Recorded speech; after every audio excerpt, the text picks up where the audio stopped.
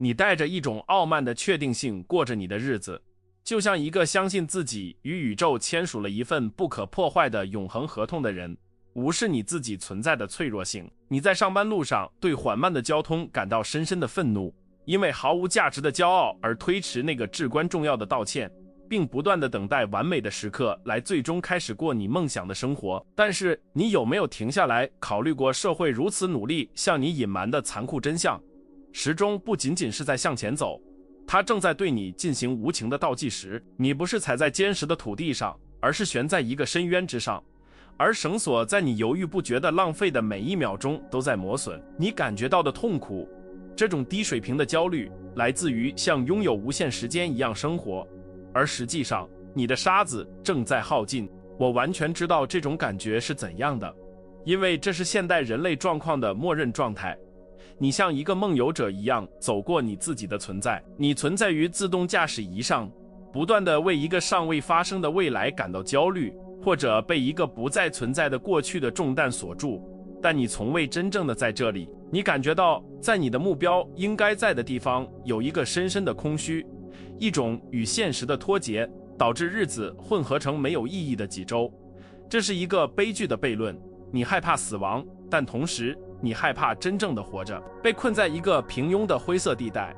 你不过脑子的滚动手机屏幕，麻木你的头脑以避免沉默，因为在沉默中你可以听到你的必死性那令人恐惧的耳语，询问你到底用你收到的礼物做了什么。但是有一种方法可以在帷幕为你最后一幕落下之前从这种深度的恍惚中醒来。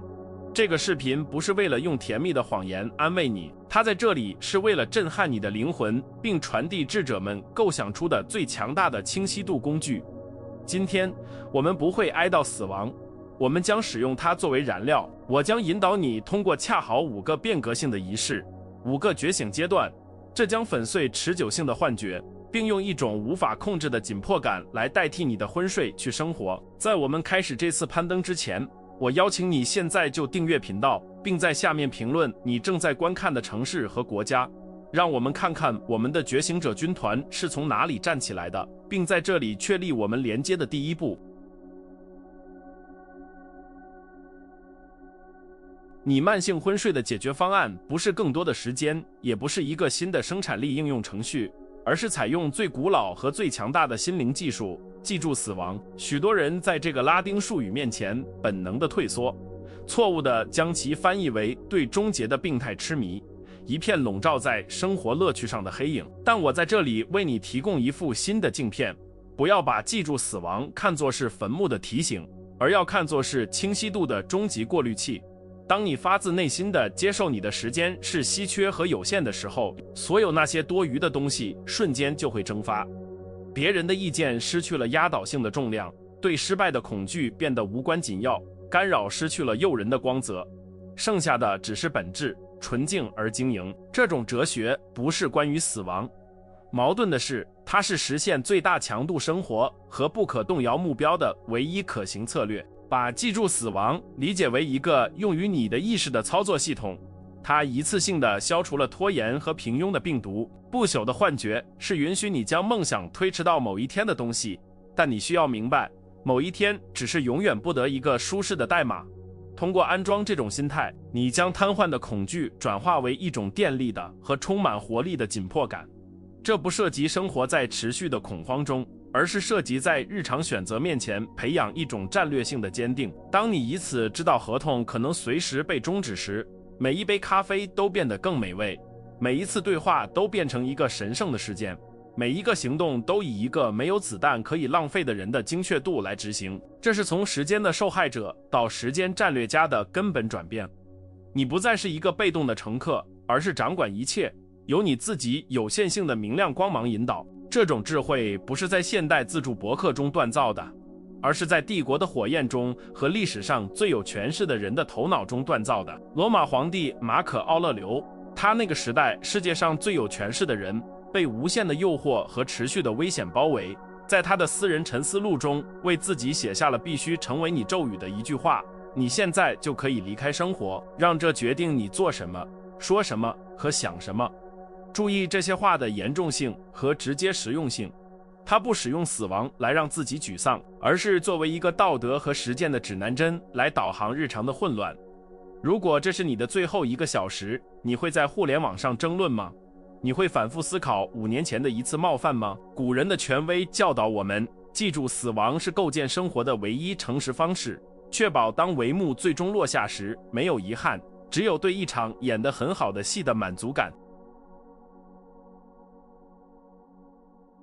摧毁昏睡和唤醒你沉睡精神的第一个基本实践是斯多葛学派所说的消极可视化，但我们将在这里将其重新命名为每日奖金的仪式。不幸的是，你们中的大多数人犯了一个致命且无声的错误，那就是每天早上醒来时都带有一种深深的既得权利感，好像宇宙有一个不可撤销的合同义务在给你24小时的生命、完全的健康和无限的机会。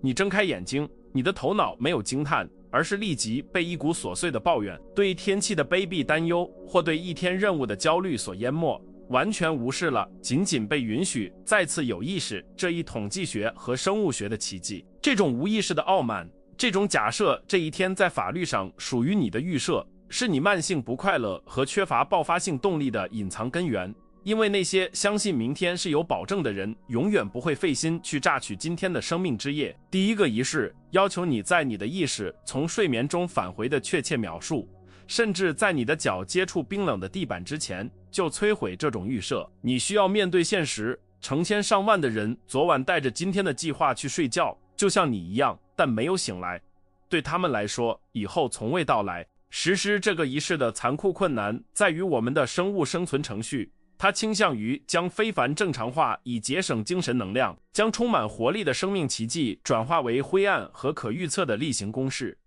你的头脑拼命想相信你是永恒的，以避免存在的恐惧，创造了一道厚厚的否认屏障，阻止你看到你脆弱性的原始和美丽现实。在一天中最初的脆弱时刻，面对那种醒来可能没有发生的可能性是不舒服的，这正是你逃避这种想法的原因，宁愿用手机麻醉自己。这种不断的逃避创造了一层不敏感、灵魂上的老茧，保护你免受死亡恐惧，但也把你与深层的快乐和压倒性的感激隔离开来。这些是历史上伟大成就者的核燃料。没有这种实践，你生活在一个温吞的状态，没有什么可怕的，但也没有什么宏伟的。每日奖金的仪式是刺破这个麻木气泡的针，允许现实生活以一种大多数人永远无法体验的强度淹没你的感官。片刻间，带着完全的生动性想象，你是一个死囚牢房的囚犯，等待着被不可撤销地安排在今天早上的处决。你听到走廊里警卫的脚步声、钥匙的声音，终结临近的重量。但是在最后一秒，门打开了，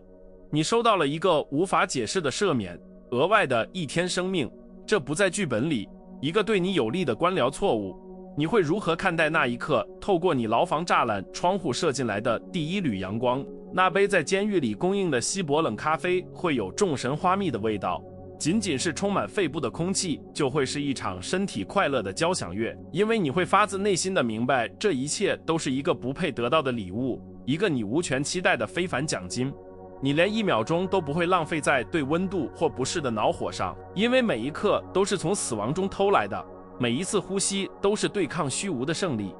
你需要内化的是，在宇宙的现实中，你是那个囚犯。你醒来的每一个早晨，字面上就是宇宙授予你的那个赦免，没有任何明天重复的承诺。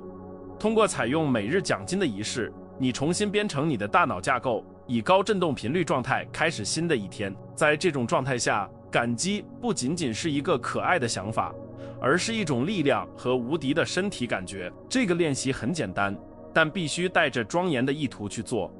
在起床之前，对自己说，我可能没有醒来，但我醒了。这一天不是我的权利，它是借给我的特权。这句话就像一个咒语，瞬间溶解懒惰。因为那些意识到时间无价和有限价值的人，不敢浪费他滚动社交媒体动态去寻找廉价的多巴胺。你带着刚刚赢得宇宙彩票的人的电能起床，准备带着凶猛和目的去攻击这一天，因为你明白你是在用庄家的钱玩。工作的问题、交通、小的冒犯，所有这些在你还在这里这一事实的巨大规模面前都变得无关紧要。这种视角的转变是所有实用斯多葛主义的基础，没有它，其他规则就不起作用。你不再是一个慢性抱怨者，而变成一个存在的贪婪欣赏者。这个仪式产生的感激是保护你免受外面世界消极情绪侵害的盔甲，确保你的一天以胜利开始，而不是以反应开始。这把我们带到了对如何驾驭一天中的时间的更深层和触觉的理解，将弥散的焦虑转化为激光般的焦点。最初的感激是火花，但你需要持续的燃料来在摩擦和无聊的时间里保持火焰燃烧。在床的舒适中，感恩很容易，但真正的挑战始于世界要求你的关注、你的耐心和你的能量时。大多数人一旦第一个问题出现，或一旦例行公事安顿下来，就失去了这种恩典状态，回到习惯性的梦游和情绪反应。为了避免这种崩溃并保持你斯多葛灵魂的完整性，你需要一个工具，在每一次互动中，在每一个机械任务中，在你与周围世界交换的每一个眼神中，保持生命的紧迫感。第二个实践，也许是所有实践中情感共鸣最强和最具变革性的，是最后一次的规则。这是一种完全沉浸在当下的技术，像酸一样溶解例行公事的冷漠。我们通过重复的习惯过着我们的生活，我们以同样心不在焉的方式亲吻我们的伴侣，走过同样的街道而不看树木，并机械地完成我们的工作，等待下班。重复制造盲目，我们停止看到一直在那里的东西。在这种舒适的盲目中，我们失去了与简单时刻的神圣性的联系。最后一次的规则要求你以强度、存在感和敬畏感执行日常行动，就像如果你知道带着绝对的确定性且没有怀疑的余地，那将是你生命中最后一次执行它们一样。这里的内心冲突是巨大的，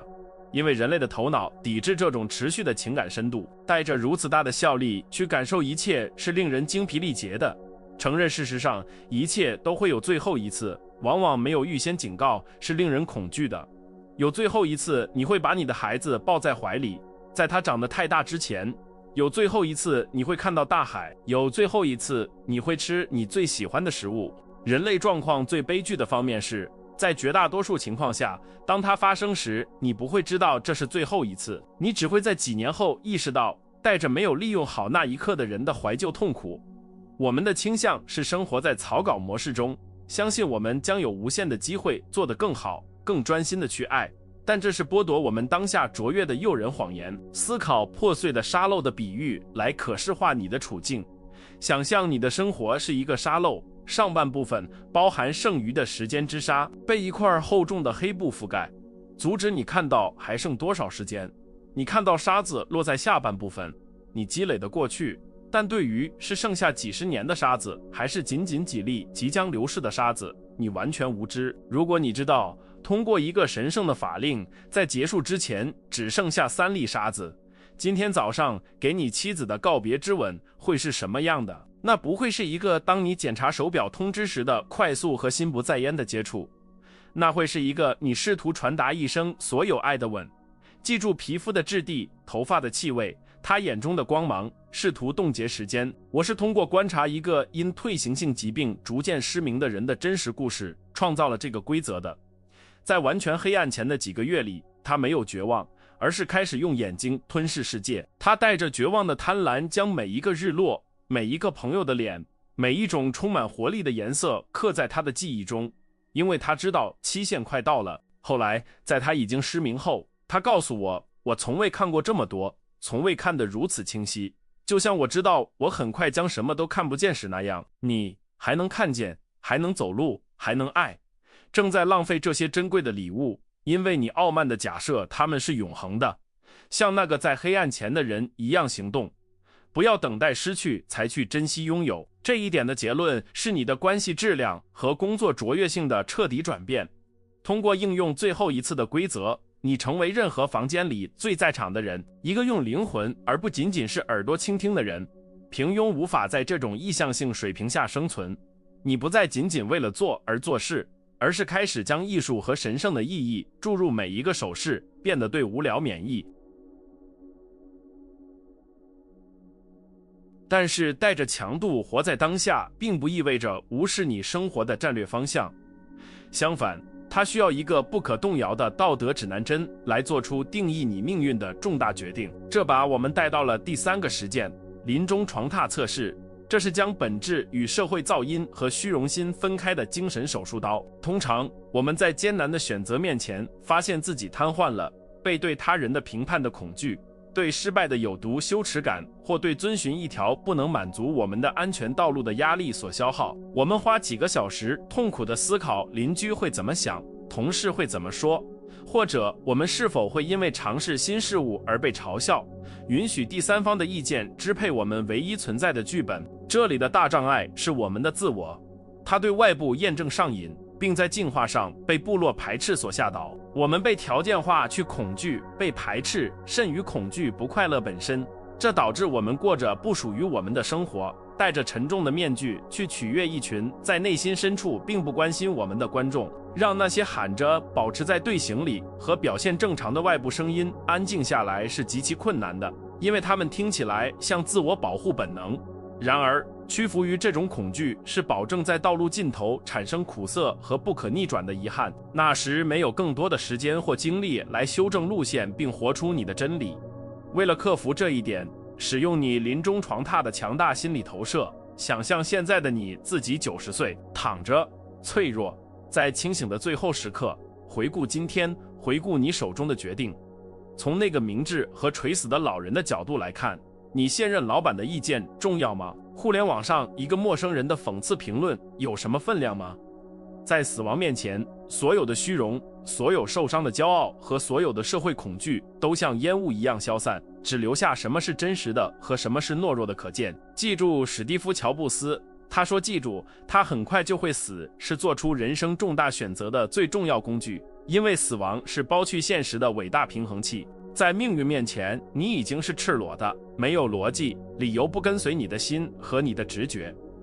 临终床榻测试是这种智慧的实际和直接应用。当你犹豫是否要邀请某人出去，是否要要求加薪，或者是否要转行时，在精神上把自己传送到你故事的结尾。如果你的未来的我不会后悔那个错误，但会痛苦地后悔不行动，那么行动就变成了强制性的。不管恐惧如何，真正的风险不是失败和暂时看起来愚蠢，真正的风险是到达终点并意识到你过着别人的生活，你自己传记中的配角。通过采用临终床榻测试，你获得了一种对外人来说似乎是超自然的勇气，但这只是看到完整画面的人的清晰逻辑。你变得对同伴压力和短暂的趋势免疫，由一个总是指向真实性的内部指南针引导。你不再是他人认可的奴隶，并成为你命运的主权大师。能够做出大胆的决定，不是因为鲁莽，而是因为你明白，唯一真正的失败，唯一死亡不原谅的失败，是对自己的背叛。我们现在推进到我们旅程的一半，如果你到了这里，那是因为你内心的一些东西已经在回应这个现实的呼唤，以不同于大众的频率震动。你不再是开始这个视频的梦游者。我想向那些不仅想听，而且想在每一个细胞中体现这种哲学的人发出特别邀请。如果你致力于带着这种强度过每一天，并想要更深层的工具，请查看描述中或置顶评论中的链接，了解我们要关于斯多葛纪律的高级系列。这是对于那些想把这种暂时的动力转化为一个不可破坏和装甲化的生活系统的人来说的合乎逻辑的下一步。话虽如此，让我们更深入地探讨触及最束缚和奴役现代人的东西，他的财产。第4个实践是激进的物质超脱，或者说是一种解放性的理解，即你绝对不拥有任何东西，只是他人资源的临时管理者。我们生活在一个深刻唯物主义的社会，它从摇篮开始就教导我们通过我们积累的东西来衡量我们的内在价值。房子的大小，汽车的品牌，银行账户里的数字，我们相信危险的所有权的错觉，即这些东西是我们的，并且它们定义了我们。这产生了一种持续的、瘫痪的失去恐惧和一种永远拥有更多的无法满足的焦虑。这种对事物的痴迷使我们成为他们的奴隶。我们一生都在筋疲力尽的工作，以维持和抓住那些最终我们无法带进坟墓的财产。冲突之所以产生，是因为人类的自我喜欢通过物理对象和地位来建立心理安全的堡垒。我们觉得，如果我们拥有自己的房子，我们最终会安全；如果我们拥有年度汽车，我们最终会被尊重和被爱。在精神上脱离这些东西，乍一看似乎是对贫穷、疏忽或缺乏野心的邀请，但这恰恰相反。头脑依附是因为它在一个本质上无常和流动的世界中寻求持久性和稳定性，这是一个徒劳的追求，只会产生痛苦和挫折。接受一切都是暂时的，这违背了你一生消费的所有激进营销的潮流，需要对你的价值观进行全面和勇敢的重新配置。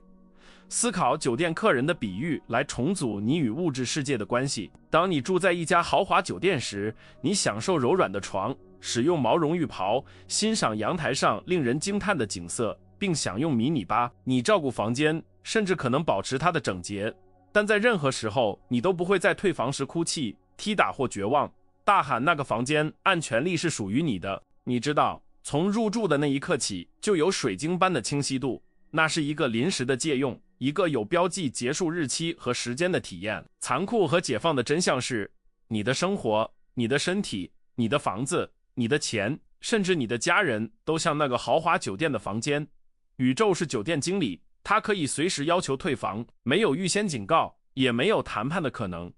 伟大的斯多葛主义者，如塞内卡，练习偶尔过着贫困的生活，吃硬面包，穿破布，以提醒自己幸福和内在力量不依赖于外部奢侈。但你在身体上不需要走那么远，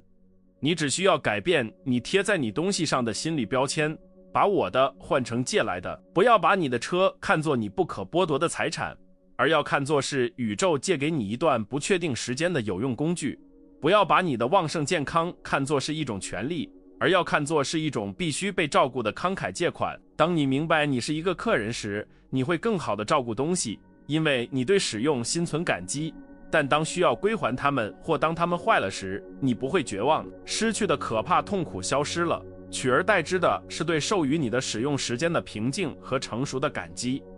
这一点的结论是一种轻盈和难以形容的自由，一种没有锁链走过世界的感觉。你张开双手，在生活中移动，充满爱意地握住一切，但不抓紧，允许事物和人来来去去，而不动摇你的核心。你成为超脱的战略家，一个可能拥有巨大财富，但从未被他们拥有的人。如果明天你在火灾或危机中失去了一切，你的身份将保持完整和强大，因为它是建立在你是谁、你的性格和你的行动之上，而不是建立在你口袋里有什么之上。这才是真正的斯多葛式的不可战胜。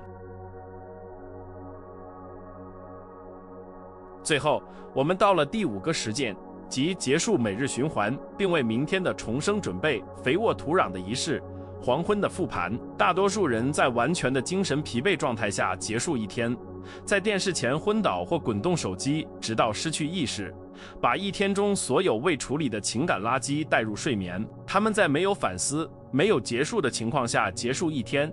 留下松散的线索、怨恨和未被分析的错误，这些转化为第二天的潜在焦虑。他们仅仅把睡眠当作一种必要的生物暂停，失去了利用一天的结束作为灵魂学习、进化和进化的强大工具的机会。这里的阻力是积累的疲劳和对自我批评的逃避，用被动娱乐来麻醉自己，比面对你的行动、你可耻的错误和你的胜利要容易得多。复盘需要残酷的诚实和在你电池电量低的时候的有意识努力。你的头脑只想关闭，想忘记你做错了什么，或忽略你可以做得更好以避免不适的地方。但是不复盘就睡觉，就像写一本复杂的书，却从未重读或编辑前面的段落。故事失去了连贯性，情节迷失了，语法错误永远重复。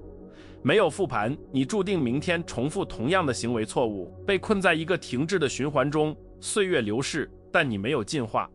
想象每一天本身就是一个完整的小生命，是你整个存在的缩影。当你醒来时，你出生，这一天是你的成年生活；当你睡觉时，你死去。睡眠是死亡的每日排练，是你放开世界并潜入未知黑暗的时刻。在今晚死去之前，你必须对你的小生命进行审判，带着法官的冷酷和父亲的同情问自己：我今天在哪里失败了？我在哪里是美德和坚强的？我有什么应该做而没有做的事？不要这样做来责备自己或鞭打自己，而是像科学家冷酷地分析数据，以改进下一个实验。如果你不公平地对某人大喊大叫，承认错误，计划第二天早上的道歉，然后放下内疚，毕达哥拉斯学派和斯多葛学派的人不敢在脑海中把一天的行动过3遍之前闭上眼睛。这种实践清理潜意识，防止一天的残留物污染你的休息。通过复盘这一天，你庆祝胜利，巩固一个正在进步的人的自我形象，并识别失败，将它们转化为对明天开始的下一个生命的有价值的战略教训。你带着清白的良心上床，轻如羽毛，没有背负旧的怨恨或未决的担忧，因为你已经处理并归档了一切。你接受这一天的小生命已经结束，已经做的事已经做了，不能改变，并带着完成了职责的人的深深平静，将自己交给休息。这个仪式的结论是对你加速的个人进化的绝对控制。你不再仅仅在生物学上变老，而是开始每24小时在精神上成熟。练习黄昏复盘的人，不是过同一年80次并称之为生活。这个人是在仅仅1年里过365种独特的、丰富的和进化的生活。你每天早上醒来都比前一天更聪明、更强壮、更调整和更专注，创造了一种增长的复利效应。随着时间的推移，让你与旧的自己相比面目全非。这5个仪式不仅仅是任务，它们是将你从无意识的洞中拉出来，并提升到真正活着的人的水平的梯子阶梯。没有行动的哲学只是智力娱乐，一个许多人掉进去的微妙陷阱，感觉自己更聪明了，却从未改变过他们态度的1毫米。你收到了地图、工具和愿景，但现在需要在你生活的真实领土上迈出第一步，将这个理论知识转化为一种发自内心的和不可破坏的承诺。我挑战你，不要像对待任何其他分析内容那样被动地关闭这个视频，而是在整个社区面前公开确立你的意图。如果你有真正的勇气拥抱你的有限性，并带着凶猛过今天，现在就去评论区写下今天的日期，后面加上这句话：我还活着，这就足够了。明白，这不仅仅是一个给算法的简单评论，它是你觉醒的零点，一根定在时间地面上的桩子，向宇宙和你自己宣告，你停止推迟你自己的存在，并承担了绝对的指挥权。也要明白，智慧必须流通，才能保持活力和效力。仅仅为了自己保留它，是一种精神吝啬的形式，这与斯多葛主义本身相矛盾。如果这些话在你的本质中产生了共鸣，如果你在这次旅程的某个时刻感觉到了真理的重量，请留下你的点赞作为同意的无声信号，并订阅频道，以正式加入这支拒绝现代梦游平庸的战略家军团。更重要的是，把这个视频分享给你知道正在自动驾驶仪上生活的人，一个拼命需要这种现实冲击来醒来的人。通过这样做，你不仅仅是发送一个任何链接，你是在提供一根救援绳，像一个真正的朋友一样行动，帮助提升那些在你周围的人。今天就成为另一个人生活改变的催化剂，伸出那只把你从深渊中拉出来的手。最后，要知道绝大多数人已经在最初几分钟放弃了这个视频，成为我们在这里批评的缺乏专注和不耐烦的受害者。他们回到了无关紧要和遗忘的舒适噪音中。你还在听我的声音，这一事实证明，毫无疑问，你拥有自我转变所需的罕见纪律，将你与仅仅在生活中漂浮的分心大众区分开来。为了证明你属于这个认真对待自己存在的精英少数派，在你的评论中加上确认，我坚持到了最后。我会读这些名字，确切地知道谁是真正致力于卓越的人。现在关掉屏幕，看看你周围，时钟在走，沙子在落，你的舞台在等待着你。去吧，像最后一次一样生活，因为有一天不可避免的，它将是